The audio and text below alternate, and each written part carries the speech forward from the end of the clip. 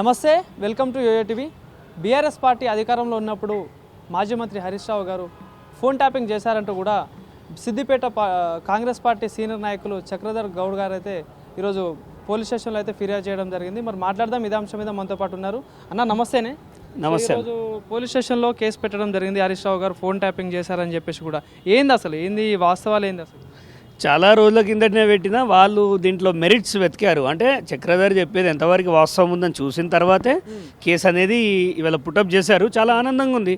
ఎందుకంటే ఒక నంబర్ 2 సీఎంని నేను అనే అతని పైన ఒక సామాన్యుడి ఫిర్యాదు తీసుకున్నారు అంటే ప్రజాస్వామ్యం పైన ఇవాళ నమ్మకం కలిగింది. నాకు నమ్మకం కలుగుతుంది, న్యాయం జరుగుతుందనే పోలీస్ స్టేషన్ మెట్లెక్కిన, కోర్టు మెట్లెక్కిన, ఎంతో కష్టపడ్డా, ఎంతమంది విమర్శించినా వెనకకు పోలే, భయపడలే.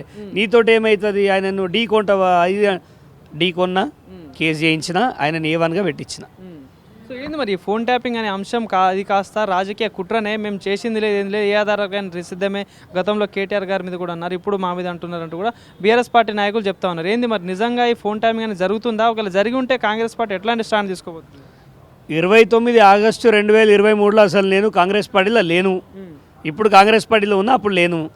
మరి ఇది అప్పుడు పెట్టిన కేసే. వాళ్ళు చేసిన దుర్మార్గము అప్పటిదే. ఇప్పుడు నేను బయట ప్రజల్లోకి తీసుకొచ్చిన. రాజకీయం అనేది వాళ్ళకి అలవాటైపోయింది. ఏదో ఒకటి నెపం నెట్టాలి, దేనికి అడిగితే దానికి రెడీ. నువ్వు రెడీ హరీష్ రావు? మరి నేను ఇచ్చిన సాక్ష్యాలు ఎట్లున్నాయో చూస్తావా? నువ్వు చేయించినవనే దానికి నా దగ్గర చాలా విట్నెసెస్ ఉన్నాయి. సిద్దిపేటలో నా ఫోన్ ట్యాప్ చేయాల్సిన అవసరం ఊరికి వచ్చింది అంటే ఇది ప్రతి దానికి ఫ్యాషన్ అయిపోయింది. ఏమంటే పొలిటికల్ పార్టీ అని ఇదని.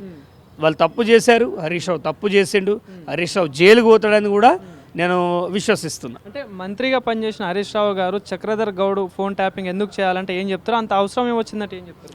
అవసరం వచ్చింది కాబట్టి చేసిండు. అవసరం వచ్చేలాగా నేను అక్కడ పని చేసిన. ఇన్ని రోజులు అందరూ ఆయన మోచేతు నీళ్ళు ఆగిర్రు, భయపడ్డరు.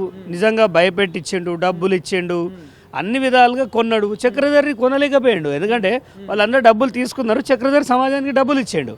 సో ఇచ్చే నేను లొంగిపోను. సో వీడు ఎక్కడ లొంగుతలేడని మెయిన్గా ఇతని మీద నేను పట్టించుకోకపోదు.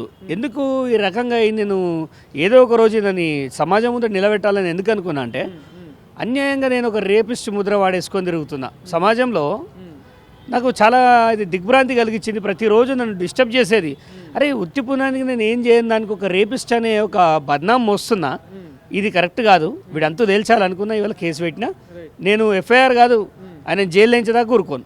సో ఇట్లాంటి ఆధారాలు ఉన్నాయి. ఏం చెప్తారంటే ఇప్పుడు ఈరోజు ప్రెస్ మీట్ కూడా పెడుతున్నారు సోమాజిగూడ ప్రెస్ క్లబ్లో. ఏం చెప్దాం అనుకుంటున్నారు?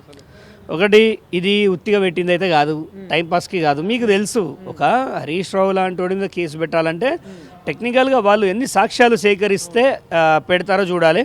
ఇక టైంపాస్గా ఏమంటారు, ఇది రాజకీయ కుట్ర అంటారు. మీరు చేసింది బరాబరే. చక్రధర్ లాంటి వాడి మీద ఒకనొక టైంలో ఒక జడ్జి ఒక వ్యాఖ్య చేసిండు. అరే ఈ అబ్బాయి మీద ఏందా ఇది 1 by 1 కేసులు ఎలా అవుతున్నాయి? ఒక్కటి కూడా. ఇప్పుడు దొంగతనం చేసినోడు జైలుకి వెళ్ళి బయటికి వెళ్తే మళ్ళీ దొంగతనమే చేస్తాడు. అట్లా కాకుండా రేప్ కేసులు పెడతాడు, కిడ్నాపులు పెడతాడు. మొత్తం ఉన్న అన్ని కేసులు ఆమెనే పెట్టిరు. అంటే ఎందుకు మీ మీదనే మిమ్మల్ని టార్గెట్ ఎందుకు చేస్తున్నాడు, మీ మీద ఎందుకు కేసులు పెడతా ఉన్నారు? ఆయనకి సమవచ్చి నేనే ఇప్పటివరకు గతంలో 1,20,000 మెజారిటీని 83,000కి తగ్గించిన. నేను మొన్న నిలబడితే నాకు 17,000 ఓట్లు వచ్చినాయి. 5 రోజులు ప్రచారం చేస్తానే. అది కూడా అక్రమాలు చేసిండని ఎలక్షన్ పిటిషన్ కూడా వేసిన నేను. అక్కడ కూడా ఏం ఊకోలే. 3 కేసులు వేసిన ఆయన మీద. హైకోర్టును ఆశ్రయించి ఎలక్షన్ పిటిషన్ ఒకటి ఏది, అది కనుక బయటికి వస్తే ఈయన రాజకీయం 0. అది కూడా రాబోతుంది. దొంగతనానికి అంటే ఓట్ల లెక్కింపులో అవకతవకలకు పాల్పడ్డాడని ఇచ్చినా అది ఖచ్చితంగా బయటికి వస్తుంది. రంగనాయక సాగర్ పైన కేసు వేసినా అది బయటికి వచ్చింది. అది ఇంకా కొంత దర్యాప్తు పెండింగ్ ఉంది. దాని తర్వాత ఆ కేసు కూడా అవుతుంది, టెన్షన్ ఏం లేదు. ఇది 3వ కేసు. 3వ కేసే ముందడ పడ్డది, మిగతా మెల్లగా వస్తాయి.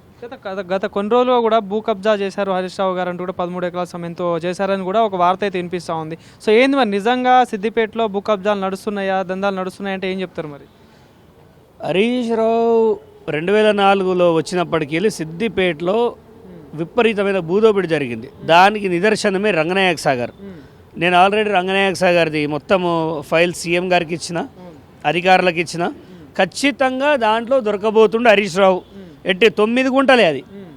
9 గుంటలు తవ్వితే 1,000 కోట్ల ఆస్తులు బయటపడతాయి. ఏదో ఒకటి ఇప్పుడు ఆయన బంకర్లో దాక్కున్నాడు, దాని ఎంట్రీ ఎతికినా నేను. ఇక పోలీస్ బలగాలు అన్ని బలగాలు దూరుతాయి, ఆయనను బయటకు లాగుతాయి. కానీ ఆ భూ కబ్జా నేను ఎలాంటి భూ కబ్జా జరిగి ఎలాంటి విచారణకైనా రెడీ, ఇదంతా కావాలి నా మీద రాజకీయ కుట్ర జరుగుతా ఉంది, ఏ విచారణకైనా రెడీ అంటూ కూడా హరీష్ రావు గారు కౌంటర్ చేయడం అంటే సవాల్ విసరడం కూడా జరిగింది. సో మరి ఏంది మరి దీనికి ఏమంటారు మరి? సవాల్ ఇసిరే సమయంలో ఆయన గొంతులో వణుకున్నది, బెరుకున్నది, ఎప్పటి లెక్క మాట్లాడలే.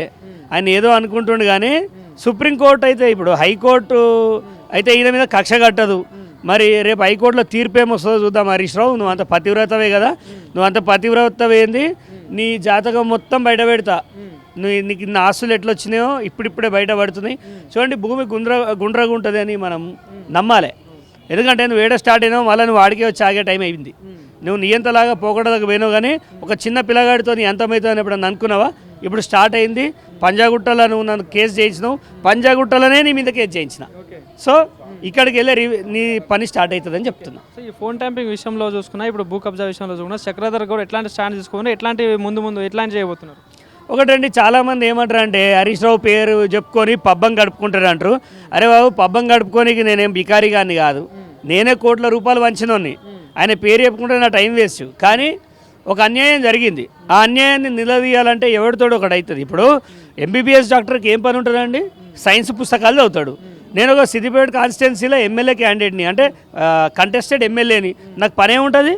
ఆ నియోజకవర్గంలో ఎవడోడు ఏదో పనులు చేసిండంటే ఊరు మొత్తంలో అతిపెద్ద ఏదో మావాడు హరీష్ రావు అనిపించిండు, ఆయన భాగవతమే బయటికి తీస్తున్నా, భయం ఉందల్లా. So this is my subject, ఓపెన్గా చెప్తా. ఆయనని 3 కేసుల్లో 3 సార్లు జైలుకి పంపిస్తా అని చెప్తున్నా. Thank you.